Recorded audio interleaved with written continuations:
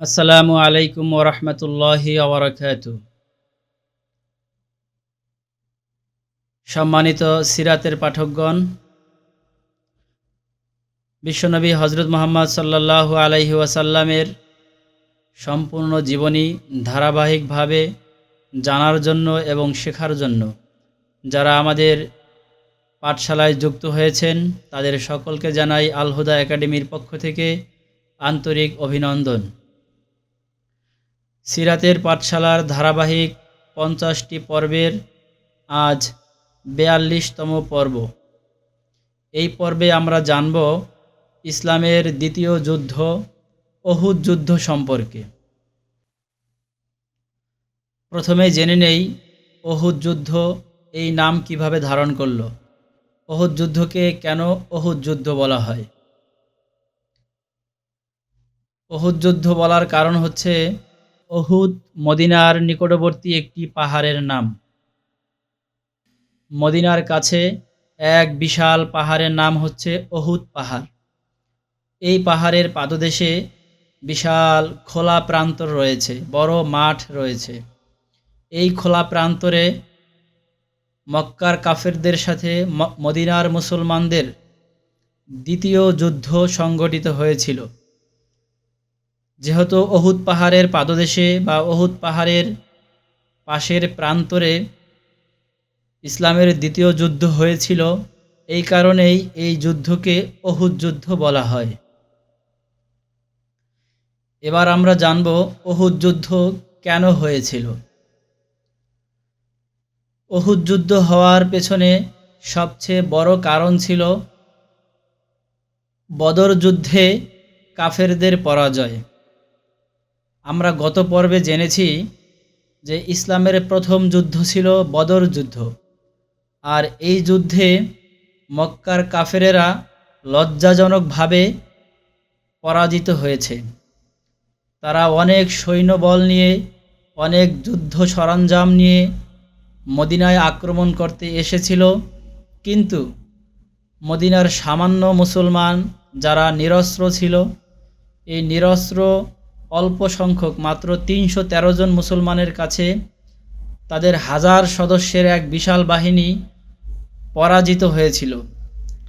আর এটি ছিল মক্কার ইতিহাসে, কুরাইশের ইতিহাসে বড়ই লজ্জাজনক একটি অধ্যায়। মূলত বদর যুদ্ধের সেই লজ্জা এবং সেই অপমান ঘোচানোর জন্য, সেই লজ্জা তাদের কমানোর জন্য, বা তারা তাদের এই ব্যর্থতা ঢেকে রাখার জন্য আরও একটি যুদ্ধ কামনা করছিল। আর সেই জের ধরেই ইসলামের দ্বিতীয় যুদ্ধ এই উহুদ যুদ্ধ সংগঠিত হয়। আমরা বদর যুদ্ধের প্রেক্ষাপট সম্পর্কে জেনেছিলাম। নবী করিম সাল্লাল্লাহু আলাইহি ওয়াসাল্লাম মক্কার একটি বাণিজ্য কাফেলাকে ধাওয়া করার জন্য সাহাবীদেরকে নিয়ে মদিনা থেকে বের হয়েছিলেন। তবে সেই বাণিজ্য কাফেলা নিরাপদেই মক্কায় ফিরে গিয়েছিল। মূলত সেই বাণিজ্য কাফেলায় যেই পরিমাণের সম্পদ ছিল, সেই সকল সম্পদ মক্কার লোকেরা, মক্কার কাফেরেরা এই উহুদ যুদ্ধের জন্য রেখে দিয়েছিল। তারা বলেছিল, মুসলমানেরা যদি আমাদের পাকড়াও করতে পারত, আমাদেরকে ধরতে পারত, তাহলে তো এই সম্পদ মুসলমানেরা নিয়ে যেত। যেহেতু তারা পারে নাই, উল্টো আমাদের সাথে যুদ্ধ করে আমাদের বড় বড় নেতাদেরকে হত্যা করেছে, সুতরাং এই সম্পদ আমরা নিজেরা খরচ করব না, বরং এই সম্পদ দিয়েই মুসলমানদের বিরুদ্ধে আবার একটি যুদ্ধ আমরা করব। সেই ভাবনা থেকেই মক্কার কাফেরেরা সেই সম্পদ রেখে দিয়েছিল মুসলমানদের সাথে যুদ্ধে ব্যয় করার জন্য। আর বদর যুদ্ধে যেহেতু মক্কার বড় বড় কাফেরেরা নিহত হয়েছে, আবু জাহল সহ, উতবা সাইবা সহ অনেক প্রভাবশালী নেতারা নিহত হয়ে গেছে। এখন যারা আছে তাদের মধ্যে উল্লেখযোগ্য ছিল আবু সুফিয়ান।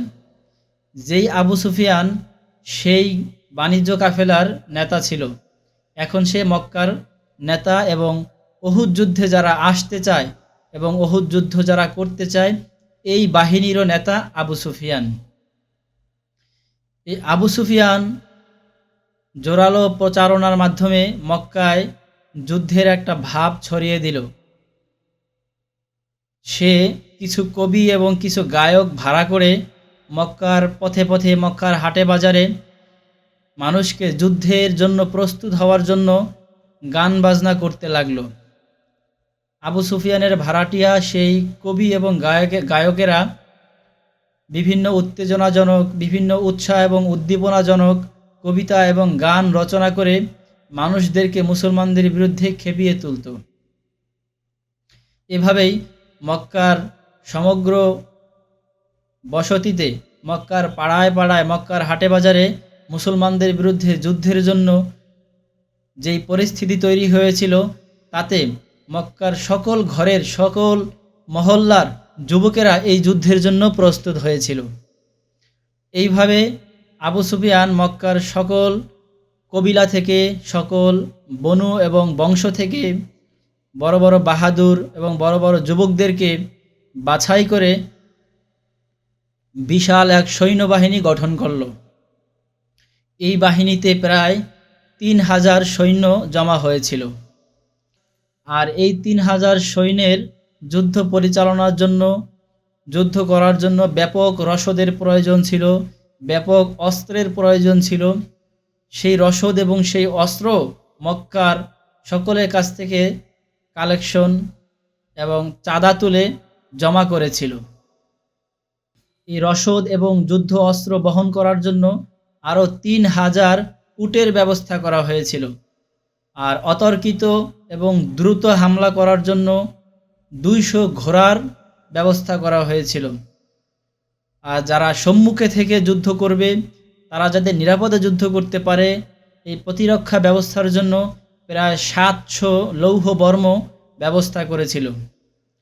শুধু তাই নয়, এই যোদ্ধাদেরকে যুদ্ধে উত্তেজিত করার জন্য, মুসলমানদের উপরে সজোরে আক্রমণ করার জন্য, যাতে তারা উদ্দীপনা পায়, এই কারণে সেই রণবাহিনীর সাথে, সেই সৈন্যবাহিনীর সাথে ১৫ জন নর্তকী এবং গায়িকাকে সাথে নিয়েছিল, যেই নারীরা নেচে দুলে, গেয়ে, গান গেয়ে, কবিতা আবৃত্তি করে সেই কাফের যোদ্ধাদেরকে উদ্বুদ্ধ করত এবং মুসলমানদের উপরে আক্রমণ করার জন্য উত্তেজিত করত। এইভাবে রণবাহিনী সাজিয়ে, এক বিশাল সৈন্যবাহিনী সাজিয়ে আবু সুফিয়ান পরের বছর, বদর যুদ্ধ সংগঠিত হওয়ার পরের বছর অর্থাৎ ৬২৫ খ্রিস্টাব্দে মদিনা অভিমুখে রওনা হলো। বদর যুদ্ধে তারা পরাজিত হয়েছিল ৬২৪ খ্রিস্টাব্দের মার্চ মাসে। ঠিক এক বছর পর, মানে বিগত এক বছরে তারা যুদ্ধের জন্য প্রস্তুতি নিয়েছে। এই এক বছরে প্রস্তুতি শেষ করে ঠিক ৬২৫ খ্রিস্টাব্দের আবার সেই মার্চ মাসে আরও একটি যুদ্ধের জন্য তারা মদিনা অভিমুখে রওনা হলো। মক্কা থেকে মদিনা অভিমুখে রওনা হয়ে মদিনার উপকণ্ঠ, মদিনার কাছাকাছি একটি জায়গার নাম আইনাইন, এই আইনাইন নামক জায়গায় এসে আবু সুফিয়ান তার বাহিনীকে থামালো এবং এখানে শিবির স্থাপন করে তারা যুদ্ধের প্রস্তুতি নিতে লাগলো। কাফেরদের যুদ্ধে অগ্রসর হওয়া এবং মক্কায় যুদ্ধের প্রস্তুতি গ্রহণ করা, এই সব কিছুই নবী করিম সাল্লাল্লাহু আলাইহি ওয়াসাল্লাম আগ থেকেই জানতে পেরেছিলেন।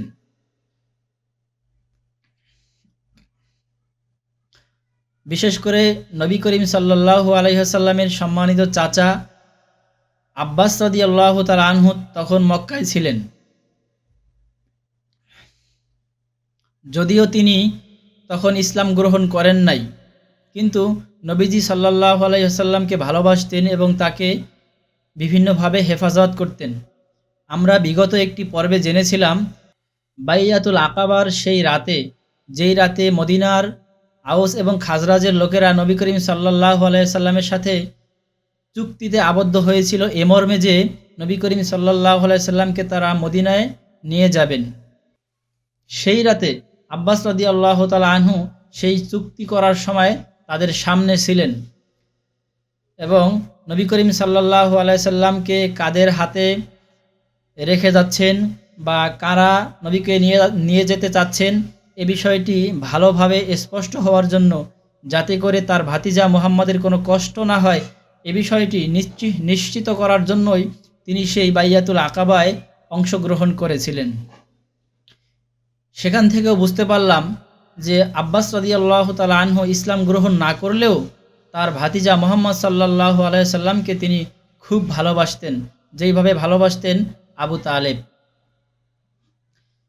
তো এই আব্বাস রাদিয়াল্লাহু তাআলা আনহু চিঠি মারফত মুহাম্মদ সাল্লাল্লাহু আলাইহি সাল্লামকে জানিয়েছিলেন যে মক্কায় কাফেরেরা আরও একটি যুদ্ধের জন্য প্রস্তুতি গ্রহণ করতেছে। আর এই খবর নবী করিম সাল্লাল্লাহু আলাইহি সাল্লাম পেয়েই আরও কিছু গুপ্তচরের মাধ্যমে সংবাদ সংগ্রহ করা শুরু করেছিলেন। এই গুপ্তচরদের মাধ্যমেই পরবর্তীতে জানতে পারলেন যে মক্কার কাফেরেরা যুদ্ধের জন্য মদিনার উপকণ্ঠ আইনাইন নামক স্থানে এসে শিবির গেড়েছে। কাফেরদের আগমনের এই সংবাদ শুনে নবী করিম সাল্লাল্লাহু আলাইহি ওয়াসাল্লাম তার সাহাবীদেরকে নিয়ে এক সামরিক পরামর্শে বসলেন। সামরিক পরামর্শে বসে সকলেই সিদ্ধান্ত করলেন যে ঠিক আছে, তাহলে আমরাও মদিনার বাহিরে বের হয়ে কাফেরদের সাথে যুদ্ধে লিপ্ত হব। এই সিদ্ধান্ত হওয়ার পর নবী করিম সাল্লাল্লাহু আলাইহি ওয়াসাল্লাম সাহাবীদের নিয়ে যুদ্ধের জন্য বের হলেন। বদর যুদ্ধের মতো এই যুদ্ধেও নবী করিম সাল্লাল্লাহু আলাইহি ওয়াসাল্লামের সৈন্য সংখ্যা কম ছিল। এখানে সাহাবীদের সংখ্যা ছিল মাত্র 1000, যদিও এই 1000-এর মধ্যে 300 ছিল মুনাফিক, যারা প্রতিমধ্যে ফিরে এসেছিল, যুদ্ধে অংশগ্রহণ করে নাই। অবশেষে মাত্র 700 মুসলমান ছিল। এই 700 মুসলমানেই যুদ্ধের জন্য বের হয়েছিল। তাহলে আমরা জানলাম কাফেরদের পক্ষে সৈন্য সংখ্যা ছিল 3000, আর এইদিকে মুসলমানদের সৈন্য সংখ্যা মাত্র 700। এটাকেও বলা যায় সেই বদর যুদ্ধের মতো এক অসম যুদ্ধ। এখানেও মুসলমানদের সৈন্য সংখ্যা ছিল অনেক কম, মুসলমানদের উটের সংখ্যা ছিল কম, মুসলমানদের ঘোড়ার সংখ্যা ছিল কম। যেমন মুসলমানদের এখানে ঘোড়ার সংখ্যা ছিল মাত্র 5টি, আর কাফেরদের ঘোড়ার সংখ্যা ছিল 200টির বেশি। কিন্তু আমরা জানি মুসলমানেরা কখনো সৈন্য সংখ্যার আধিক্যের মাধ্যমে বা অস্ত্রবলের মাধ্যমে জয়লাভ করে না। মুসলমানেরা জয়লাভ করে আল্লাহর সাহায্যে এবং ইমানি বলে, ইমানি শক্তিতে। নবী করিম সাল্লাল্লাহু আলাইহি সাল্লাম মদিনা থেকে বের হয়ে সাহাবেদের নিয়ে উহুদ পাহাড়ের একটি সুবিধাজনক জায়গায় শিবির স্থাপন করলেন। আমরা বদরের যুদ্ধেও দেখেছি কাফেরেরা খুবই অহংকারী হয় এবং তারা খুব দর্প প্রদর্শন করে। তারা চায় চোখের পলকেই মুসলমানদেরকে নিঃশেষ করে দিবে, আর এই কারণে তারা খুব বড় বড় কথা বলে এবং অহংকারমূলক ভাব প্রদর্শন করে। বদরের যুদ্ধে যেমন করেছিল, এই যুদ্ধেও তারা এমনটিই করল। এই যুদ্ধে তালহা ইবনে আবু তালহা নামক এক কাফের, সে সামনে এসে মুসলমানদেরকে আহ্বান করে বলতে লাগলো, কে আছো আমার সাথে যুদ্ধে লিপ্ত হবে, সামনে আসো, আমি তোমাদের যুদ্ধের স্বাদ মিটিয়ে দেব। যখন সে এইভাবে দর্প প্রদর্শন করতেছিল, অহংকার প্রদর্শন করতেছিল, তখন তার এই অহংকারের জবাব দেওয়ার জন্য নবী করিম সাল্লাল্লাহু আলাইহি ওয়াসাল্লাম হযরত জুবায়ের রাদিয়াল্লাহু তাআলা আনহুকে পাঠালেন। জুবায়ের রাদিয়াল্লাহু তাআলা আনহু ছিলেন পদদলের একজন, অর্থাৎ তিনি পায়ে হেঁটে যুদ্ধে গিয়েছিলেন। আর অপরপক্ষে তালহা ইবনে তালহা, যে কাফের, যিনি যুদ্ধে দর্প প্রদর্শন করছেন, উনি ছিলেন ঘোড়ায় আরোহী, ঘোড়সাওয়ার। তো উনি ঘোড়ায় বসে খুব দর্প প্রদর্শন করছেন, আর এই দিক থেকে পায়ে হেঁটে জুবায়ের রাদিয়াল্লাহু তাআলা আনহু তার সাথে মোকাবেলা করার জন্য গেলেন। তো এভাবে তাদের মাঝে মল্লযুদ্ধ চলতে থাকলো। কে কাকে আঘাত করবে, কে কাকে পরাজিত করবে, এই পরিস্থিতি তখন বিরাজ করতেছিল। এর মধ্যেই হযরত জুবায়ের রাদিয়াল্লাহু তাআলা আনহু একটি আঘাত করে তালহা ইবনে তালহাকে ঘোড়া থেকে নামিয়ে ফেললেন। ঘোড়া থেকে নামিয়েই তাকে ধরে এমনভাবে আছাড় মারলেন যে তার প্রাণ বের হয়ে যায় যায় অবস্থা। শুধু আছাড় মেরে ক্ষান্ত হননি, সাথে সাথে তরবারি দ্বারা আঘাত করে সেই কাফের নেতা তালহা ইবনে আবু তালহার গর্দানকে শরীর থেকে বিচ্ছিন্ন করে দিলেন। ক্ষণিকের মধ্যেই তার দর্প এবং তার অহংকার ধুলায় মিশে গেল। এই দৃশ্য দেখে কাফেরেরা আরও তেলে বেগুনে জ্বলে উঠল। তৎক্ষণাৎ কাফের নেতা আবু সুফিয়ান সম্মিলিত যুদ্ধের ঘোষণা দিল। সে বলল, সবাই মুসলমানদের উপরে ঝাঁপিয়ে পড়ো। যেহেতু মুসলমানেরা সংখ্যায় কম, মাত্র 700, আর আমরা বিশাল বাহিনী 3000 সৈন্য, আমরা যদি চারপাশ থেকে সম্মিলিতভাবে মুসলমানদের উপরে ঝাঁপিয়ে পড়ি তাহলে মুসলমানেরা পিঁপড়ার মতো পিষ্ট হয়ে শেষ হয়ে যাবে। আবু সুফিয়ানের এই নির্দেশ পাওয়ার সাথে সাথেই কাফেরেরা মুসলমানদের উপরে ঝাঁপিয়ে পড়ল।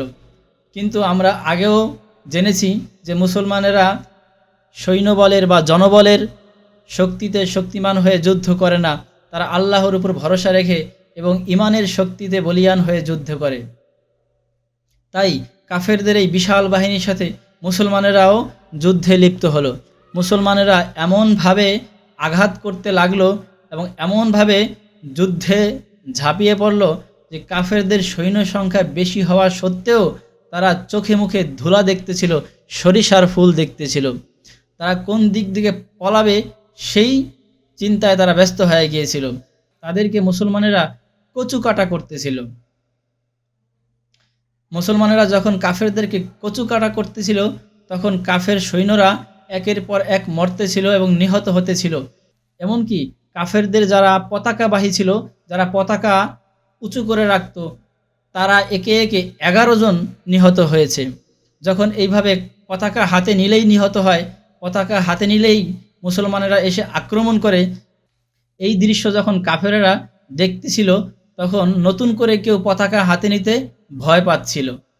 এভাবে কাফেরদের 11 জন পতাকাবাহীকে মুসলমানেরা হত্যা করার পরে কাফেরদের আর কোনো ব্যক্তি এই পতাকা উত্তোলন করার সাহস করল না, বরং তারা এই যুদ্ধক্ষেত্র ছেড়ে কিভাবে পালিয়ে যাবে সেই চিন্তায় ব্যস্ত হয়ে গেল। এইভাবে এই কাফেরদের বিশাল বাহিনীকে ছত্রভঙ্গ করে দিয়ে, তাদেরকে দিশেহারা করে দিয়ে যুদ্ধের মাঠে পরাজিত করে দিল। এইভাবে যখন অল্প সময়ের ব্যবধানেই কাফেরেরা পরাজিত হলো এবং মুসলমানেরা জয়লাভ করলো, তখন মুসলমানেরা গনিমতের মাল সংগ্রহ করার জন্য মাঠে নেমে পড়ল। ওইদিকে কাফেরেরা পলায়া জীবন বাঁচতেছে, এইদিকে মুসলমানেরা গনিমতের মাল সংগ্রহ করতেছে। তখন কাফেরদের পক্ষে একজন ঘোড়সাওয়ার বা ঘোড়ায় চড়ে যারা যুদ্ধে পারদর্শী, এদের মধ্যে অন্যতম ছিল খালিদ বিন ওয়ালিদ। আমরা জানি পরবর্তীতে খালিদ বিন ওয়ালিদ রাদিয়াল্লাহু তাআলা আনহু ইসলাম গ্রহণ করেছিলেন, কিন্তু এই যুদ্ধে, এই উহুদ যুদ্ধে উনি মক্কার পক্ষে কাফেরদের পক্ষে যুদ্ধ করতে উহুদের মাঠে এসেছিলেন এবং মুসলমানদের বিপক্ষেই তিনি যুদ্ধ করেছেন। এই খালিদ বিন ওয়ালিদ ছিল ঘোড়সাওয়ারদের এক বিশেষ বাহিনীর প্রধান। আবু সুফিয়ান জানত যে খালিদ বিন ওয়ালিদ অনেক দক্ষ যোদ্ধা, সে কখনো যুদ্ধে পরাজিত হয় না, তাই তাকে ঘোড়সাওয়ারদের এক বিশেষ বাহিনীর প্রধান করে তাকে এক বিশেষ দায়িত্বে রেখেছিল। আর খালিদ বিন ওয়ালিদ সেই সময়ের অপেক্ষা করতেছিল যে কখন মুসলমানদের দুর্বল সময় আসে আর যুদ্ধের মাঠে মুসলমানেরা কখন দুর্বলতা প্রদর্শন করে বা কোথায় কোন সুযোগে মুসলমানদের উপরে আক্রমণ করা যায়। খালিদ বিন ওয়ালিদ এই সুযোগ খুঁজতেছিলেন আর এই সুযোগ তিনি পেয়েও গেলেন। যখন তিনি দেখলেন যে মুসলমানেরা আনন্দ উল্লাস করতেছে, গনিমতের মাল সংরক্ষণ করতেছে, এক একজন এক এক জায়গায় আছে, এখন নবী করিম সাল্লাল্লাহু আলাইহি সাল্লাম যেখানে ছিলেন, যেই শিবিরে ছিলেন, ওই শিবিরটি এখন অরক্ষিত, এখন কোনোভাবে যদি সেখানে হামলা করা যায় তাহলে মুহাম্মদকে এখন শেষ করে দেওয়া যাবে। তাই তিনি মুহাম্মদ সাল্লাল্লাহু আলাইহি সাল্লামের উপরে আক্রমণ করার জন্য সুযোগ খুঁজছিলেন এবং সুযোগ খুঁজতে খুঁজতে লক্ষ্য করলেন যে কানাত উপত্যকার একটি গিরিপথ, ছোট একটি সরু পথ, এই পথে কেউ নেই। এই পথ দিয়ে যদি আমরা এখন ঢুকতে পারি তাহলে খুব কাছেই মুহাম্মদকে পাওয়া যাবে এবং অতর্কিত হামলা করে মুসলমানদেরকে শেষ করে দেওয়া যাবে। যেই ভাবনা সেই কাজ। তিনি তৎক্ষণাৎ চোখের পলকে মাঠের অন্য প্রান্ত দিয়ে, যুদ্ধ মাঠের অন্য প্রান্ত দিয়ে, কানাত উপত্যকার সেই গিরিপথ দিয়ে যুদ্ধের মাঠে প্রবেশ করে নবী করিম সাল্লাল্লাহু আলাইহি সাল্লামের উপরে আক্রমণ করা শুরু করলো। এখানে আরও একটি বিষয় লক্ষণীয় যে, যেই গিরিপথ দিয়ে খালেদ বিন ওয়ালিদ প্রবেশ করল, এই গিরিপথের কাছে নবী করিম সাল্লাল্লাহু আলাইহি সাল্লাম কিছু তীরন্দাজ বাহিনীকে নিয়োজিত করেছিলেন। আবদুল্লাহ ইবনে জুবায়ের রাদিয়াল্লাহু তাআলা আনহু এর নেতৃত্বে 50 জন তীরন্দাজ, যারা তীর ছুটতে পারদর্শী। অর্থাৎ যদি কেউ এখান দিয়ে ঢুকতে চায়, কোনো কাফের বাহিনী এখান দিয়ে আসতে চায়, তাহলে তাদেরকে তীর মেরে প্রতিহত করে তাদেরকে বিদায় করে দিবে। এই কারণে 50 জন সদস্যের একটি বাহিনী নবী করিম সাল্লাল্লাহু আলাইহি ওয়াসাল্লাম এখানে মোতায়েন করেছিলেন। দুঃখের বিষয় হলো, যখন মুসলমানদের বিজয় হয়েছিল, এই দৃশ্য দেখে সেই তীরন্দাজ বাহিনীরা কানাত উপত্যকার সেই পাহাড়ের উপত্যকা থেকে নেমে এসেছিল। নেমে এসে তারাও গনিমতের মাল সংগ্রহ করতেছিল। তারা ভেবেছিল যেহেতু বিজয় হয়ে গেছে, মুসলমানরা জয়লাভ করেছে, সুতরাং এখন আমরা গনিমতের মাল সংগ্রহ করতে পারি, এখন এখানে পাহারায় থাকা আমাদের আর দরকার নেই। যদিও ওই বাহিনীর প্রধান আবদুল্লাহ ইবনে জুবায়ের রাদিয়াল্লাহু তাআলা আনহু সকলকে নিষেধ করছিলেন যে আমাদের নবী করিম এখানে থাকতে বলেছেন, যতক্ষণ পর্যন্ত তিনি আমাদেরকে পুনরায় নামতে না বলেন ততক্ষণ আমরা এখানেই থাকব। কিন্তু আবদুল্লাহ ইবনে জুবায়েরের এই কথা অন্য সদস্যরা শুনছিল না, বরং তারা সেই উপত্যকা থেকে নেমে এসে গনিমতের মাল সংগ্রহ করা শুরু করেছিল। ওই সময় আবদুল্লাহ ইবনে জুবায়েরের সাথে মাত্র 8 থেকে 10 জন সদস্য সেখানে অবশিষ্ট ছিল। কিন্তু এই 8 এবং 10 জনে খালেদ বিন ওয়ালিদের সেই দুর্ধর্ষ বাহিনীকে ফেরাতে পারল না, বরং তাদের তীর উপেক্ষা করে খালেদ বিন ওয়ালিদের সেই দুর্ধর্ষ বাহিনী যুদ্ধ মাঠে প্রবেশ করেই নবী করিম সাল্লাল্লাহু আলাইহি ওয়াসাল্লামের উপরে সম্মিলিতভাবে তারা আক্রমণ শুরু করে দিল। যেহেতু তখন সবাই গনিমতের মাল সংগ্রহে ব্যস্ত ছিল, নবী করিম সাল্লাল্লাহু আলাইহি সাল্লামের পাশে বেশি সংখ্যক লোক ছিল না, মাত্র কয়েকজন লোক ছিল। ওই কয়েকজন লোকেই তখন খালেদ বিন ওয়ালিদের বাহিনীর সাথে যুদ্ধ চালিয়ে যাচ্ছিল। তারা এই অল্প সংখ্যক লোকেই খালেদ বিন ওয়ালিদের সেই বাহিনীর সাথে মোকাবেলা করে চলছিল। কিন্তু খালেদ বিন ওয়ালিদের বাহিনী ছিল খুবই দুর্ধর্ষ। তারা সজোরে এমনভাবে আক্রমণ করতেছিল যে নবী করিম সাল্লাল্লাহু আলাইহি সাল্লামকে হেফাজত করা সাহাবীদের পক্ষে তখন আর প্রায় সম্ভব হয়ে উঠতেছিল না। এই হামলা প্রতি হামলার মধ্য দিয়ে তখন নবী করিম সাল্লাল্লাহু আলাইহি সাল্লামের একে একে 7 জন দেহরক্ষী সেখানে নিহত হয়ে যায়। এভাবে যখন সাহাবীরা নিহত হতে থাকলো এবং নবী করিম সাল্লাল্লাহু আলাইহি সাল্লামের দেহরক্ষীরা একের পর এক শাহাদাত বরণ করতে থাকলো, তখন নবী করিম সাল্লাল্লাহু আলাইহি সাল্লাম ডাক দিয়ে অন্যান্য সাহাবীদেরকে বললেন, হে আল্লাহর বান্দারা, তোমরা কোথায় আছো? আমি তো এখানে, তোমরা সবাই আমার কাছে চলে এসো। কিন্তু নবী করিম সাল্লাল্লাহু আলাইহি সাল্লামের এই ডাক মুসলমানেরা শোনার আগে কাফেরেরাই আগে শুনল। কেননা মুসলমানেরা তো এদিক সেদিক ছড়ায়া ছিটায়া ছিল, গনিমতের মাল সংগ্রহের জন্য তারা পুরো মাঠে ছড়িয়েছিল। আর কাফেরদের এই বাহিনী ছিল নবী করিম সাল্লাল্লাহু আলাইহি সাল্লামের একেবারেই কাছে। তাই কাফেরের অন্য লোকেরা বুঝতে পারল যে নবী এই জায়গায় অবস্থান করছে। তখন তারা আরও জোরে, আরও নিশ্চিত হয়ে নবী করিম সাল্লাল্লাহু আলাইহি সাল্লামের উপরে আক্রমণ করতে লাগলো। ওই সময় নবী করিম সাল্লাল্লাহু আলাইহি সাল্লামের উপরে আক্রমণের বিভীষিকা এমনই ছিল যে একজনে নবীর উপরে পাথর মারতেছিল, একজনে তরবারি দ্বারা আঘাত করতেছিল। এইভাবে এই আঘাতের কারণে নবী করিম সাল্লাল্লাহু আলাইহি সাল্লামের তখন দাঁত মোবারক শহীদ হয়েছিল। আমরা জানি উহুদ যুদ্ধে নবী সাল্লাল্লাহু আলাইহি সাল্লামের দাঁত ভেঙে গিয়েছিল। এই সেই মুহূর্ত, যেই মুহূর্তে নবী করিম সাল্লাল্লাহু আলাইহি সাল্লামের দাঁত ভেঙেছিল। শুধু দাঁত নয়, নবী করিম সাল্লাল্লাহু আলাইহি সাল্লামের মাথার উপরে কাফেরেরা তখন তরবারি দ্বারা আঘাত করেছিল। এমনভাবে আঘাত করেছিল যে নবী করিম সাল্লাল্লাহু আলাইহি সাল্লামের মাথার যে লৌহ বর্ম ছিল, লৌহ বর্ম ভেঙে নবী করিম সাল্লামের মাথার মধ্যে ঢুকে গিয়েছিল। এই নাজুক পরিস্থিতি চলতেছিল মাত্র অল্প কিছুক্ষণ সময়। যেহেতু নবী করিম সাল্লাল্লাহু আলাইহি সাল্লাম ডাক দিয়েছিলেন, আল্লাহর বান্দারা, তোমরা আমার কাছে আসো, এই ডাক শুনে আশপাশে যত সাহাবী ছিল সবাই চোখের পলকেই নবী করিম সাল্লাল্লাহু আলাইহি সাল্লামের কাছে চলে এসেছিল। নবী করিম সাল্লাল্লাহু আলাইহি সাল্লামের কাছে চলে আসার পরে কাফেরেরা আর সুবিধা করতে পারল না। তখন সাহাবীদের আক্রমণের তীব্রতায় কাফেরেরা পিছু হটতে বাধ্য হলো। অবশেষে সেই খালিদ বিন ওয়ালিদ তার অবশিষ্ট বাহিনীর অবশিষ্ট লোক নিয়ে সেখান থেকে পলায়ন করে পিছনে চলে গেল। কাফেরেরা তখন ভেবেছিল নবী করিম সাল্লাল্লাহু আলাইহি সাল্লামকে তারা হত্যা করে ফেলেছে। যেহেতু তারা বুঝতে পেরেছে যে নবীকে হত্যা করেছে, এই কারণে তারা যুদ্ধ মাঠে আর অবস্থান না করে বরং তারা পিছু হটে নিরাপদ জায়গায় আশ্রয় নিয়েছিল। কিন্তু ব্যাপারটা হলো, তারা নবী করিম সাল্লাল্লাহু আলাইহি সাল্লামকে হত্যা করতে পারেনি। যদিও তারা নবী করিম সাল্লাল্লাহু আলাইহি সাল্লামকে আঘাত করেছে, কিন্তু সাহাবীদের প্রতিরক্ষা ব্যবস্থার কারণে, সাহাবীরা প্রতিঘাত করার কারণে কাফেররা সামনে আর এগুতে পারেনি, বরং তারা পিছু হটতে বাধ্য হয়েছিল। সম্মানিত বন্ধুগণ, তাহলে আমরা দেখতে পেলাম মুসলমানদের জয়লাভ হয়েছিল। মুসলমানদের সৈন্য সংখ্যা অল্প থাকা সত্ত্বেও কাফেরদের বিশাল বাহিনীর সাথে তারা জয়লাভ করেছিলেন। কিন্তু যুদ্ধের শেষ পর্যায়ে মুসলমানদের একটি দল, যারা তীরন্দাজ বাহিনী ছিল, এই দলটির সামান্য অসতর্কতা বা সামান্য অবহেলার কারণে মুসলমানদের পরাজয় হয়েছিল।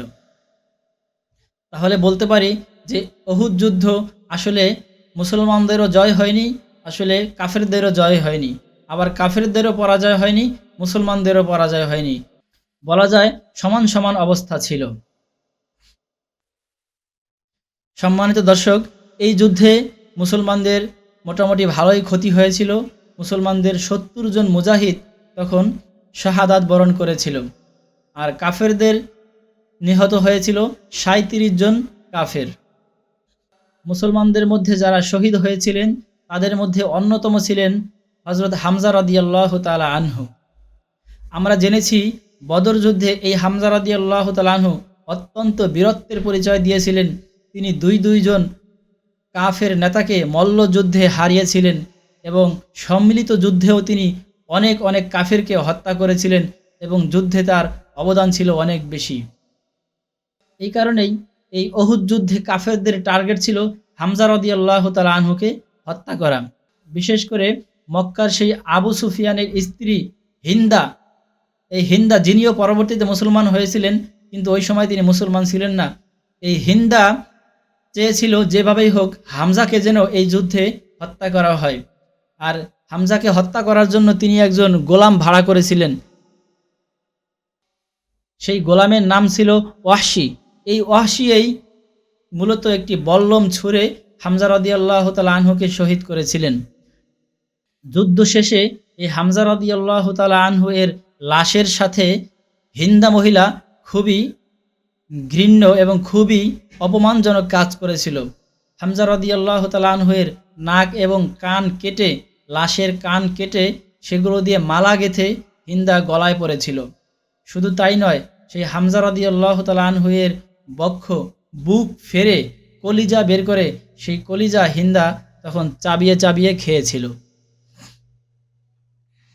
সম্মানিত দর্শক, সিরাতের পাঠশালার ধারাবাহিক আয়োজনের আজকের পর্ব এখানেই শেষ করছি। শেষ করার আগে আপনাদের জন্য রেখে যাচ্ছি একটি প্রশ্ন। অনুগ্রহ করে এই প্রশ্নের উত্তর আপনারা ভিডিওর কমেন্ট বক্সে দিয়ে যাবেন। আপনাদের জন্য আজকের প্রশ্ন: উহুদ যুদ্ধে খালিদ বিন ওয়ালিদ কোন পক্ষে যুদ্ধ করেছিলেন? আমি আবারও বলছি, উহুদ যুদ্ধে খালিদ বিন ওয়ালিদ মুসলমানের পক্ষে যুদ্ধ করেছিলেন নাকি মক্কার কাফেরদের পক্ষে যুদ্ধ করেছিলেন? Al Huda academy, Islamic learning and researching institute, Sabujbagh, Basabo, Dhaka ১২১৪।